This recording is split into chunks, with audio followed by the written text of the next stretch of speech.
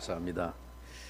오늘도 예배 자리에 오신 여러분 모두에게 우리 주님의 은혜가 충만하시기를 바랍니다. 우리 옆에 있는 지체들과 함께 인사하겠습니다. 반갑습니다. 사랑하고 축복합니다. 하나님께서 오늘 우리에게 주시는 말씀, 에베소서 2장 1절부터 3절까지의 말씀입니다. 에베소서 2장 1절부터 3절까지 오늘 주시는 하나님의 말씀을 제가 먼저 받들어 읽겠습니다. 그는 허물과 죄로 죽었던 너희를 살리셨도다. 그때 너희는 그 가운데서 행하여 이 세상 풍조를 따르고 공중의 권세 잡은 자를 따랐으니 곧 지금 불순종의 아들들 가운데서 역사하는 영이라. 전에는 우리도 다 그 가운데서 우리 육체의 욕심을 따라 지내며 육체와 마음에 원하는 것을 하여 다른 이들과 같이 본질상 진노의 자녀였더니. 아멘.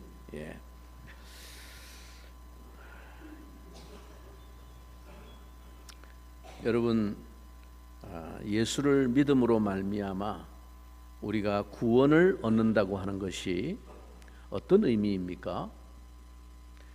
새로이 예수님을 믿고 신앙생활을 시작하게 된 분들에게는 아직 우리가 구원을 받았다는 사실이 어쩌면 매우 추상적인 의미로 생각될지 모르겠습니다.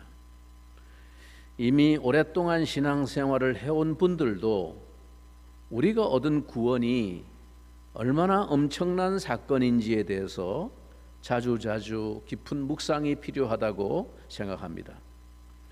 신앙생활을 시작한 지 오랜 세월이 지났지만 여전히 이 구원에 대해서 죽어서 지옥 안 가고 천국 간다는 그 정도의 이해에만 머물러 있어서 주님은 왜 당신의 십자가를 말씀하시고 나서 내 교회를 세우리라고 약속하셨는지, 그 안에서 성령의 교통하심과 임재와 동행의 거룩하신 영광과 축복이 어떤 것인지를 점점 더 깊이 체험하며 주님의 분량에까지 자라가는 이 성화의 기쁨을 경험하지 못한다면 그는 사실상 주님이 우리에게 이루시고 선물하신 그 구원이 어떤 것인지를 아직 알지 못하는 사람입니다.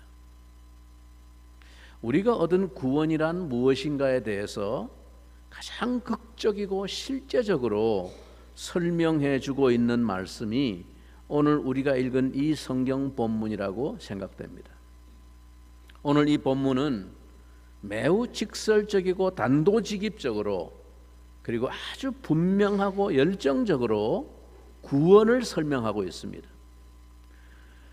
여러분, 먼저 우리가 받은 구원이 얼마나 놀랍고 엄청난 하나님의 사랑이며 역사인지를 알기 위해서는 우리가 하나님의 구원을 받기 전에 본래 상태가 어떠했는지를 바로 알아야 합니다. 그래서 오늘 본문은 우리의 구원을 설명하기 위해서 우리의 이전 본래 상태를 적나라하게 밝히고 있는 것입니다. 우선 먼저 구원받기 이전의 인간 상태에 대해서 오늘 성경이 말씀하고 있는 첫 번째 선언이 뭡니까? 그는 허물과 죄로 죽었던 너희를 살리셨도다. 구원이 뭐냐? 죽었던 너희를 살리신 것이다. 여기서 가장 중요한 말이 뭘까요? 죽었던 너희라는 말입니다. 매우 단도직입적으로 예수 그리스도로 말미암아 구원받기 이전의 모든 인생의 상태는 죽어 있는 존재라는 말입니다. 이것은 단순히 비유적인 그런 문학적 표현이 아닙니다. 그것은 그리스도 밖에 있는 모든 사람의 영적인 상태에 대한 사실적인 진술입니다. 죽음이라고 하는 말보다 더 노골적이고 강렬한 용어는 없습니다. 우리가 죄 가운데서 구원받은 것이 얼마나 큰 은혜요, 엄청난 하나님의 능력이었는지를 알려면 우리의 상태가 근본적으로 심각하고 불가능한 것이었는지를, 얼마나 심각하고 불가능한 상태였는지를 알아야만 합니다.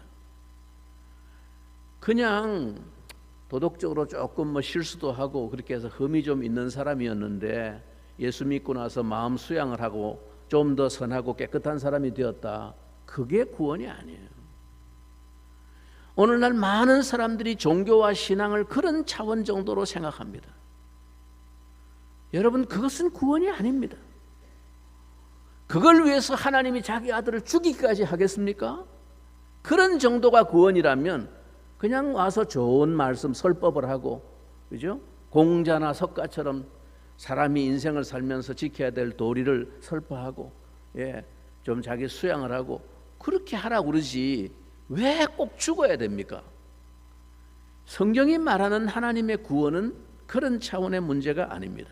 그래서 오늘 사도 바울은 우리의 구원이 얼마나 놀라운 하나님의 사랑인가를 설명하기 위해서 잔소리 다 집어치우고 단도직입적으로 말합니다. 너희는 죽었던 자다. 꿈틀거릴 수 있는 힘조차 없는 완전히 죽은 상태였다. 그런 너희를 살린 게 그게 구원이다 라고 단도직입적으로 말하고 있는 것입니다.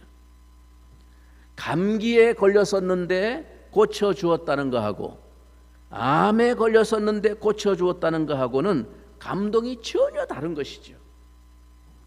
오래전에 어떤 TV 프로에서 어떤 사람이 이 귀에다가, 양쪽 귀에다가 밧줄 고리를 걸고 연결해서 덤프 트럭을 귀 힘으로 이렇게 끄는 것을 TV에서 중계해 준 적이 있습니다. 그걸 제가 본 기억이 있습니다.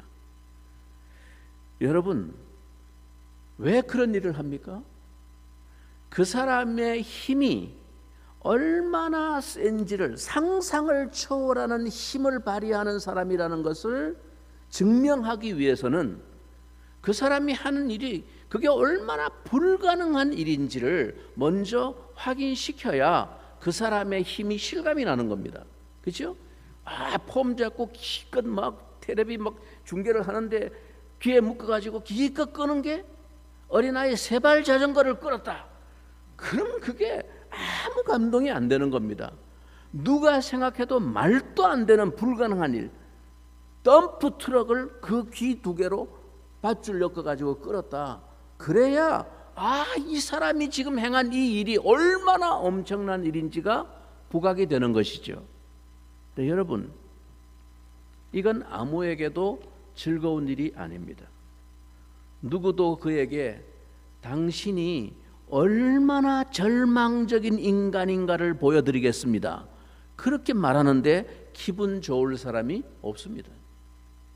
그러나 여러분, 이건 정말 중요한 핵심입니다. 그걸 먼저 정확히 인식해야 합니다. 그것이 그 은혜와 사랑과 구원의 능력을 알게 되는 길이요, 그 안에서 내가 감격과 확신을 누리는 길이기 때문입니다. 다른 말로 해서 우리는 인간의 죄의 깊이가 얼마나 뿌리 깊은 것인지를 인식해야만 합니다. 이 죄에 대한 명확한 깨달음과 이해가 없이는 어떤 사람도 성경이 말씀하는 구원의 축복과 감격을 바로 가질 수가 없습니다. 죽었던 너희를 살리셨다 하는 이 선언은 아직도 그리스도의 구원이 미치지 않은 인간의 상태는 죽어 있다라는 말입니다. 영적으로 죽었다는 것이죠. 영적으로 죽었다는 것은 어떤 상태입니까? 생명의 근원인 하나님과 교통할 수 있는 기능이 죽어 있다는 것입니다. 예수님은 요한복음 17장 3절에서 이렇게 말씀하셨습니다. 영생이 뭐냐? 영생은 곧 유일하신 참 하나님과 그가 보내신 자 예수 그리스도를 아는 것이니이다. 영생이 뭐라고요? 하나님을 아는 것, 그리고 그가 보내신 예수 그리스도를 아는 것이 영생입니다 라고 예수님이 말씀하셨습니다. 그러므로 영적으로 죽은 사람들은 하나님을 알지 못합니다. 하나님을 알면 그 사람이 영생에 이르기 때문에 하나님에 대해서 듣고 알고 있는 지식을 말하는 것이 아닙니다. 개인적인 관계를 통해 직접적인 알을 말합니다. 그 관계가 없는 자는 곧 영적으로 죽은 자입니다. 죽어 있습니다. 이제 오늘 본문이 구원받기 이전의 인간의 상태에 대해 설명하고 있는 두 번째 요점을 살펴봅시다. 자, 2절 말씀을 다시 한번 주목해 보겠습니다. 다 같이 읽겠습니다.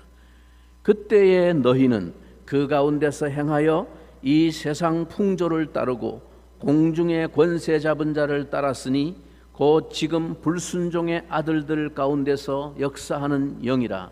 예, 그 상태는 한마디로 뭐라고요? 불순종의 아들들 가운데 역사하는 그 영에 의해서 지배를 받고 있었다는 것입니다. 인간은 이 세상과 이 세상의 영에 의해서 지배를 받고 있다는 사실을 파악해야 됩니다.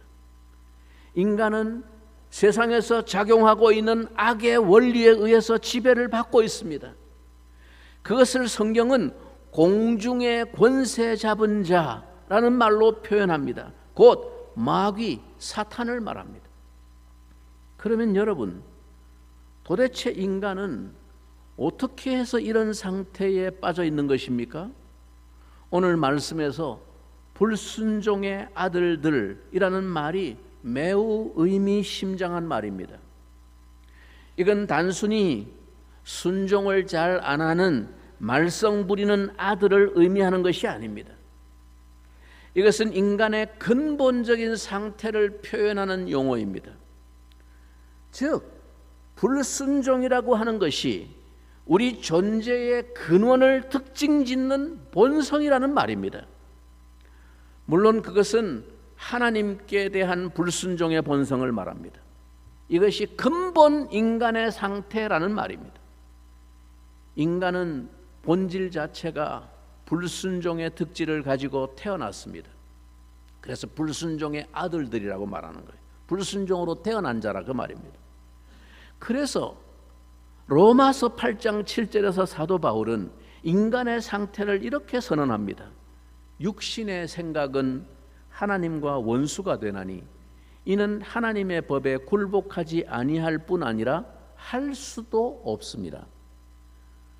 육신으로 태어난 인생은 그 본질 자체가 하나님의 법에 굴복하지 않는 것입니다. 거스르는 것입니다. 인간은 하나님과 원수되어 있기 때문에, 적대감을 가지고 있기 때문에 불순종하는 것입니다. 하나님의 법에 굴복하지 아니할 뿐 아니라 할 수도 없음이라고 성경은 말합니다. 여러분, 인간의 상태가 이러하다는 것입니다. 우리의 본래 상태가 그러합니다.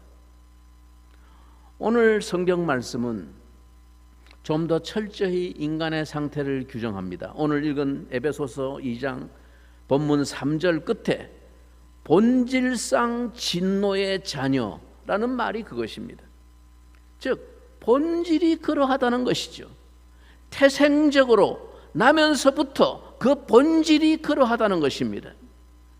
여러분, 인간은 결코 이 세상에 중립적인 존재로 태어나지 않습니다. 중립적인 존재로 태어나서 그 환경에 따라서 악해지기도 하고 선해지기도 하고 그렇게 되는 것이 아닙니다. 중립적으로 태어나서 좋은 환경을 만나면 사람이 선한 사람이 되고 나쁜 환경에 태어나면 그 사람이 악한 사람이 되는 게 아닙니다.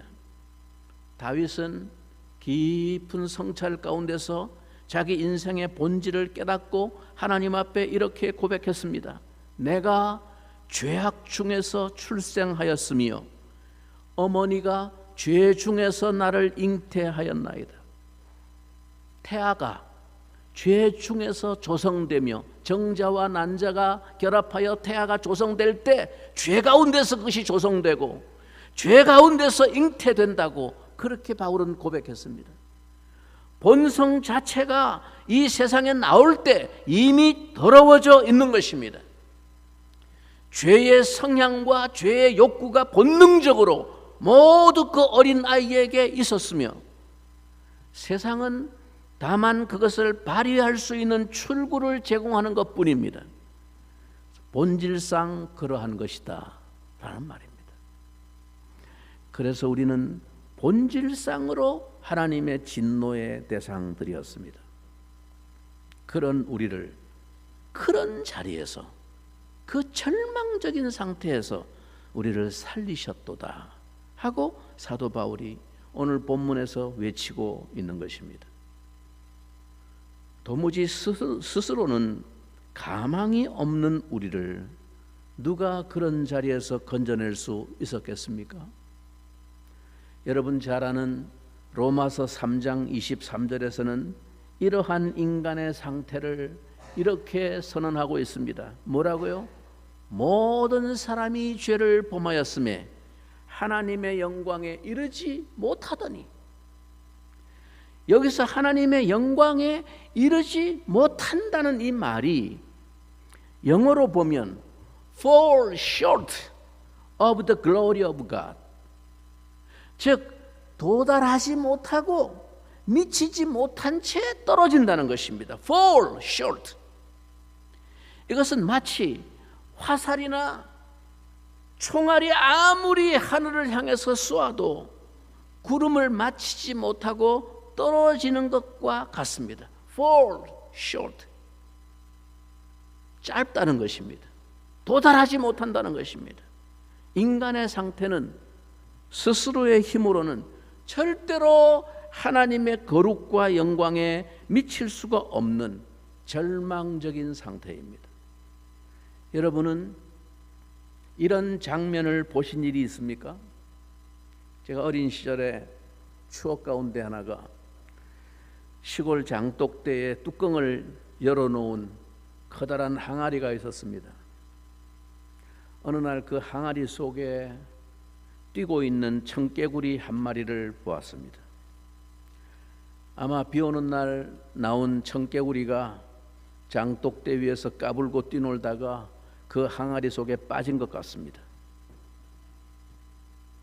그런데 비가 그치고 폭염이 계속되면서 항아리 속에 물이 마르기 시작합니다. 여러분, 그때 어떤 일이 벌어질까요? 바깥으로 나오기 위해서 필사적으로 뛰어오르지만 애처롭게 떨어지고 마는 청개구리의 모습입니다. 반복해서 또 뛰어오르고 또 뛰어오르지만 그 깊이가 너무 깊습니다. 도무지 짧아서 거기에 미치지를 못합니다. 여러분, 이것이 바로 fall short of 입니다. 그 청개구리는 누군가 밖에서 긴 막대기를 집어넣어서 꺼내주지 않으면 희망이 없습니다. 이것이 인간의 본질적인 상태입니다.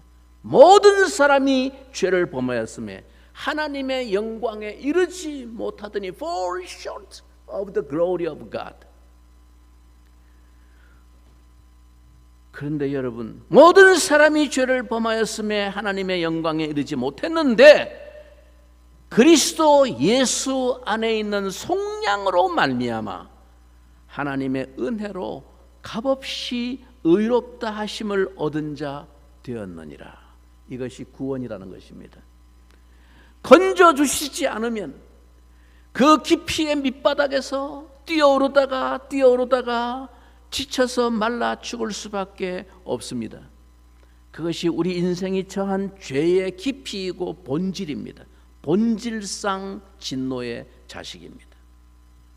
그러한 우리가 그리스도 예수 안에 있는 속량으로 말미암아 하나님의 은혜로 값없이 의롭다 하심을 얻은 자 되었습니다. 그러면 도대체 우리가 본질상 진노의 자녀들이고 불순종의 아들들이라고 말하는 그 실제적인 증거가 어떤 것들일까요? 뭘 봐서 그걸 알 수 있습니까? 오늘 읽은 우리 본문 에베소 2장은 계속해서 그 사실을 설명하고 있습니다. 너희가 허물과 죄 가운데 있었다. 그때 너희가 이 세상 풍조를 따랐다. 육체의 욕심을 따라 지냈다 라는 등의 표현이 바로 그걸 설명해 주는 것입니다. 죄 가운데 있는 인생은 육체의 욕심에 의해서 조종되는 삶을 살고 있습니다. 그는 본질상 부패한 본성을 가지고 태어나기 때문입니다. 이것이 예외 없이 모든 사람들의 상태라고 성경이 말합니다. For all have sinned. 모든 사람이 죄를 범했다. 죄 가운데 있다. 어떤 특정한 악한 사람들뿐만 아니라 모든 사람이 다 육체의 욕심을 따라 살아가는 것입니다.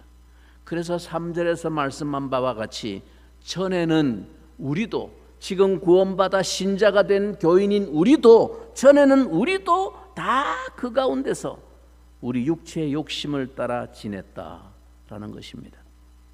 여러분, 육체의 욕심을 따라 지내며 육체와 마음에 원하는 것을 한다는 것이 무슨 말입니까?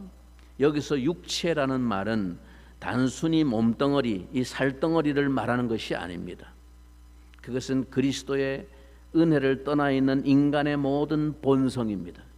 그래서 이 말은 단순히 몸뿐만 아니라 인간이 가지고 있는 이 몸 안에 있는 이성과 의지와 감정을 다 함축하고 있는 말입니다. 육체와 마음, flesh and mind, 즉 인간은 육체와 마음이 다 병들어 있습니다. 다 부패했습니다. 본질상. 여러분, 아담이 하나님 앞에 범죄하고 타락했을 때, 타락한 순간 그의 전 인격이, 아담이라는 존재 자체가 다 타락한 것입니다. 그의 몸뚱아리만, 선악과의 손을 잘못돼 가지고 그의 몸뚱아리만 부패하고 썩고 마음과 영과 정신은 멀쩡한 상태가 아니고 아담이라고 하는 존재 자체가 다 타락해 버린 것입니다. 부패해 버린 것입니다. 즉 몸만 타락한 것이 아니라는 말이죠. 아담 안에 있는 모든 것, 그의 마음과 그의 감정과 그의 의지가 다 타락했습니다. 그래서 칼빈은 이것을 가리켜 교리적으로 전인격적 타락이라고 말합니다. 전인적인 타락이다. 인간의 타락은 전인적인 타락이다. 여러분, 사람들은 흔히 이렇게 생각합니다. 육체는 죄 덩어리이지만 정신은 아닌 것으로 생각합니다. 이것이 바로 헬라의 이원론 사상입니다. 이 사상은 뿌리가 깊어서 지금도 인간의 정신과 사상을 지배하고 있습니다. 죄 덩어리인 육체만 타락했기 때문에 금욕과 고행을 통해서 수양을 하고 이 육체의 본성을 통제하면 속에 있는 정신은 거룩해져서 신과 합일에 도달할 수 있다라고 생각하는 사상이죠.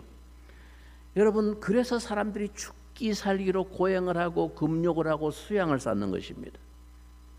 그러나 성경은 인간의 육체와 마음이 flesh and mind 모두 타락했으며 그 자체가 전부 육체의 소욕이라고 말합니다.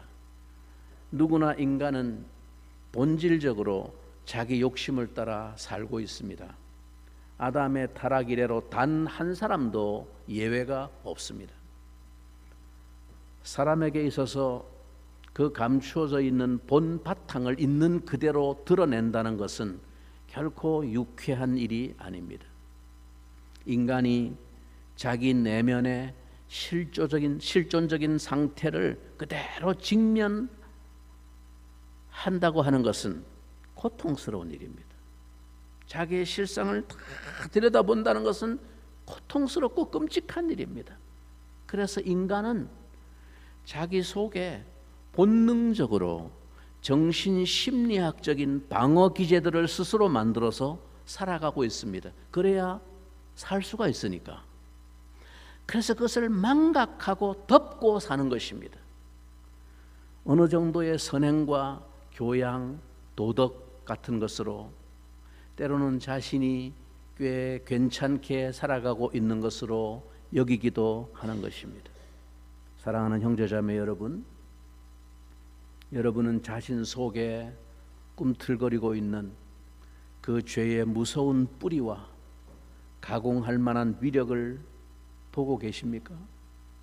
느끼고 있습니까?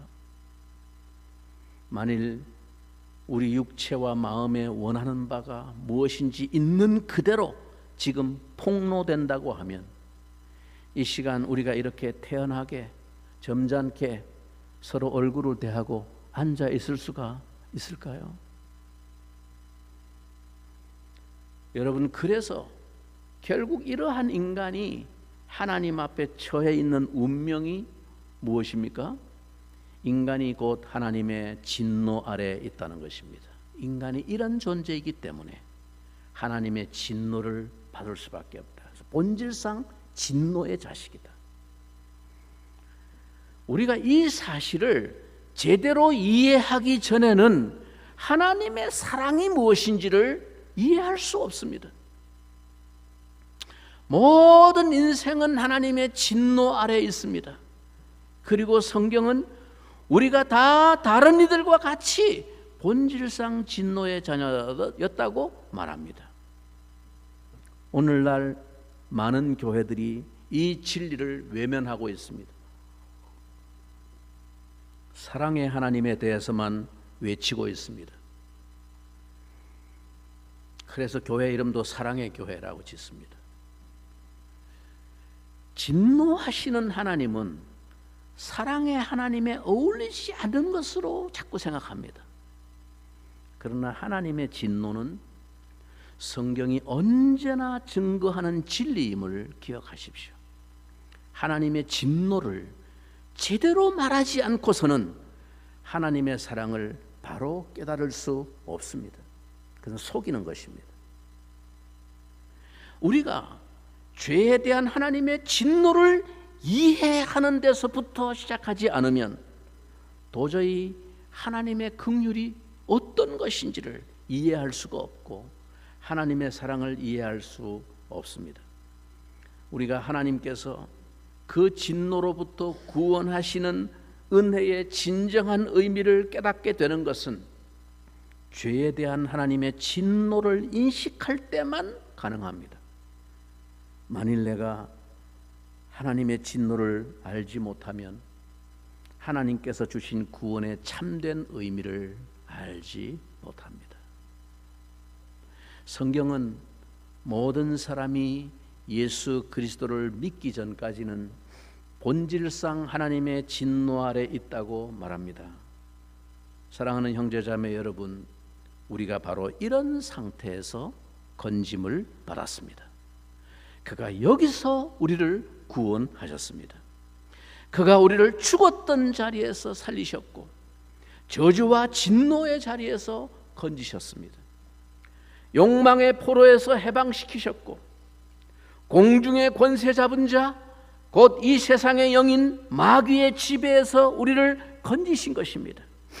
그 본질적인 우리의 죄를 끊어버리기 위해서 그 우리의 죄값으로 우리에게 쏟아 부어야 할 하나님의 무서운 진노를 우리를 대신하여 그 아들에게로 친히 쏟아 부으셨습니다.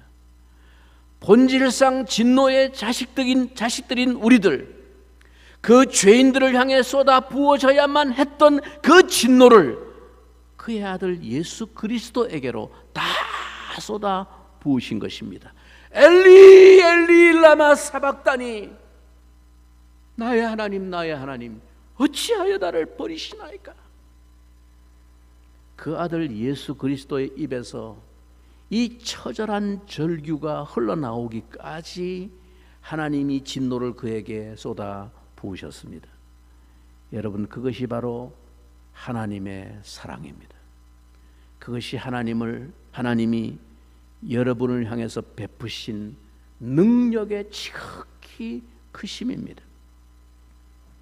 죄의 깨달음이 깊을수록 은혜의 깊이가 더한다는 그 신비한 역사를 여러분은 이해하시겠습니까?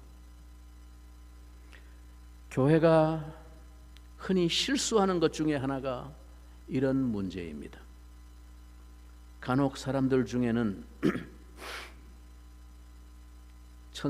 천성적으로 착하고 예의 바르게 보이는 사람이 있습니다. 저 사람은 법 없이도 살 것처럼 정말 착한 사람이 있습니다. 그럴 때 우리는 그것을 그 사람의 신앙과 쉽게 동일시하는 경향이 있습니다. 착각하는 것입니다. 사람이 갖고 있는 외면적인 인격과 품위가 고상하고 착실하다고 곧 영적으로 은혜가 깊은 것으로 착각하지 마세요. 하나님의 은혜는 전혀 우리가 가진 인격과 성품의 정도에 따라 비례하지 않습니다. 그건 아무 관계가 없습니다. 우리는 다 본질상 진노의 자식들입니다. 모든 사람이 죄를 범하였으며 모든 사람이 하나님의 영광에 fall short 이르지 못합니다. 예외가 없습니다. 아니 오히려 인격과 성품과 교양이 있는 사람은 그것이 더 하나님의 은혜를 받는데 걸림돌이 되기가 쉽습니다. 그게 바로 유대인들의 문제였고 오늘날 불교와 유교의 문제입니다. 그 알량한 인간의 자긍심이 하나님의 은혜의 복음에 대한 최대의 장애물입니다. 그저 빚을 많이 탕감받은 자가 많이 사랑하게 되는 것이라고 우리 주님께서 말씀하신 그 뜻을 깊이 깨달으시기를 바랍니다. 왜 예수님께서 하나님의 사랑과 구원에 대해서 이런 비유를 말씀하셨겠습니까? 많이 탕감받은 자가 많이 사랑하게 된다. 자기가 탕감받은 빚이 얼마나 엄청난 것인지를 아는 사람, 깨달은 사람이 거기에 상응하여 더 많이 그 주님을 사랑하게 된다고 주께서 말씀하신 것입니다. 나는 본래 예수 믿기 전에도 인격이 고상하고 태어나서부터 선비교육을 받으면서 소래공의 6대 손으로 도덕과 교양을 양육받으면서 온 동네 어른들로부터 칭송을 받고 칭찬을 받고 신동이라는 소리를 듣고 부모 속을 한 번도 속썩여 본 적이 없고 그런 내가 예수를 믿고 구원받은 것은 하나님의 은혜를 조금만 보태주셔가지고 내가 구원받은 것이 아닙니다. 그렇게 착각하기가 쉽다는 거예요. 무의식적으로. 그래서 그가 가지고 있는 인격과 교양과 도덕과 성품이 오히려 하나님의 이 은혜의 깊은 진리를 깨닫는데 장애물이 될 수가 있다는 것입니다. 착각하지 말아야 된다라고 오늘 본문은 말합니다. 예외가 없다. 모든 사람은 본질상 진노의 자식으로 태어났다. 여러분 그저 여러분이 얼마나 큰 빚을 탕감받은 자라고 생각이 되십니까? 조금 부족했는데 예수님의 은혜로 그걸 채워주셨다. 그런 정도라고 생각하십니까? 여러분이 탕감받은 빚이 어느 정도라고 알고 있습니까? 여러분이 빚진 것이 얼마나 깊고 엄청난 것이었는지를 정말로 깨닫게 되는 만큼 너희의 허물과 죄로 죽었던 너희를 살리셨도다 하는 이 외침의 감격이 그 영혼 속에 파도처럼 밀려오게 될 것입니다. 너희를 살리셨도다. 이 큰 구원의 은혜와 감격이 여러분의 평생에 다 갚을 수 없는 사랑의 빚이 되어서 그 그 사랑을 간증하고 고백하고 전하는 증인의 열심으로 살아가시게 되기를 간절히 축원합니다. 오늘 이 말씀을 다시 한번 우리 영혼에 깊이 붙들고 하나님 앞에 감사와 함께 잠시 통성으로 기도하면 좋겠습니다. 주님, 절망적인 인생, 헤어나올 수 없었던 죄의 깊이 가운데 본질적으로 하나님의 진노에 임할 수밖에 없었던 내 인생을 하나님의 은혜로 값없이 구원해 주시고 건져 주셔서 하나님의 은혜의 새로운 세계 안에 살아갈 수 있는 하나님의 자녀가 되게 해주신 것, 진노의 자녀에서 은혜의 자녀가 되게 해주신 것 감사합니다.